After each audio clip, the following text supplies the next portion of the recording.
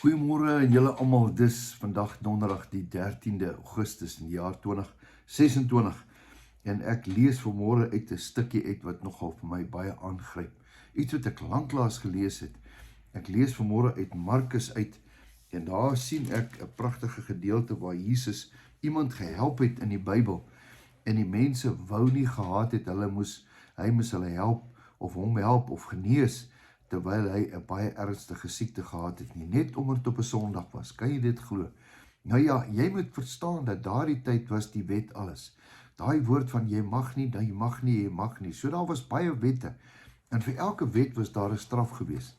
So dit was verskriklik moeilik om 'n perfekte, wonderlike, kom ons gebruik die woord 'n Christen te kon wees. Nou, Jesus kom en hy kom leef tussen daai ouens. Nou, hulle kon nie help nie want hulle het so groot geword.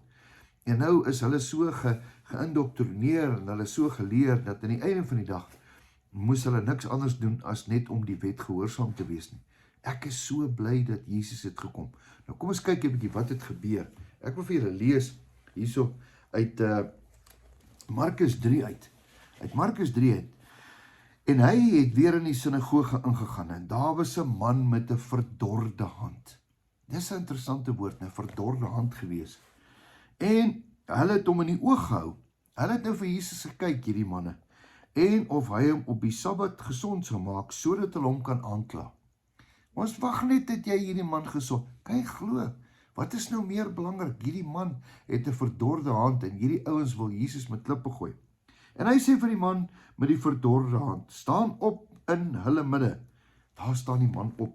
Daarop sê hy vir hulle, is dit geoorloof om op die Sabbat goed of kwaad te kan doen, 'n lewe te red of om dood te maak? Maar hulle het stil gebly.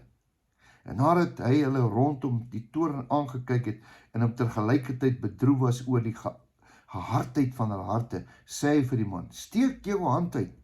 En hy het dit uitgesteek en sy hand is herstel, gesond net soos die ander ene. What a God we serve.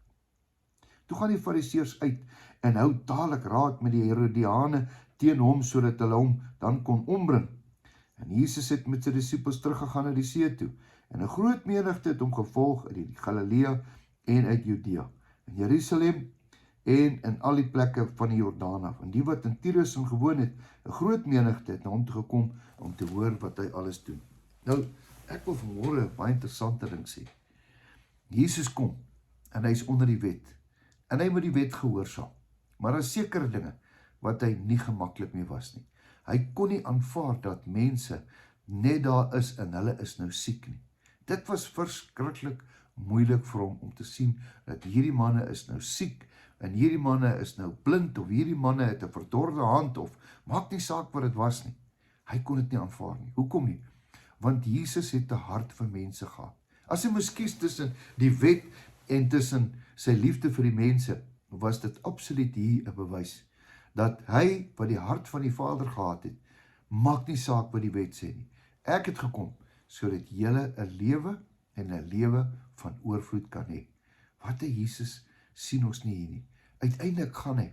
En ek wil jy moet verstaan, daar was 'n wet en daar was genade. Jesus kom as genade. Hy gee vir hierdie man genade. Daar was 'n wet. Die wet het strawwe, maar Jesus kom as genade.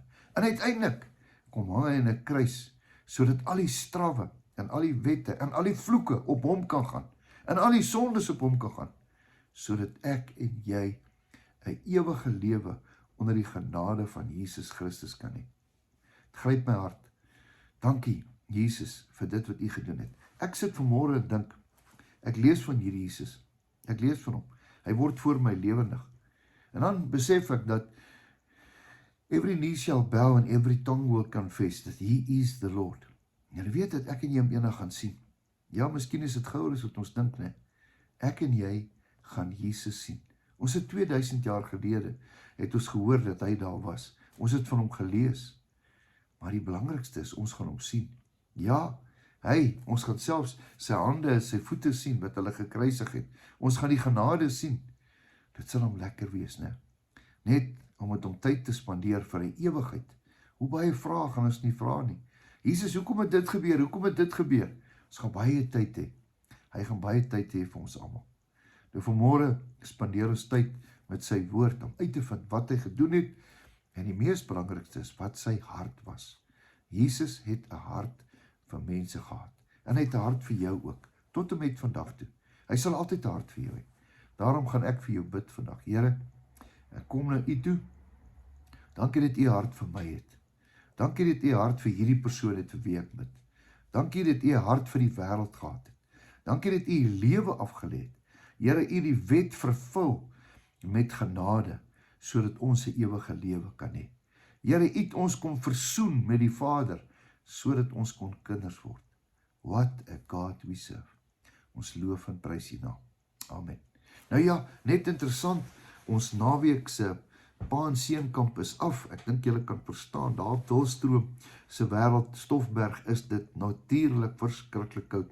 So ons gaan hom uitstel daar na September maand toe. Ons sal julle op hoogte van sake hou en julle moet weet dat julle beste lê voor. Totsiens, tot 'n volgende keer.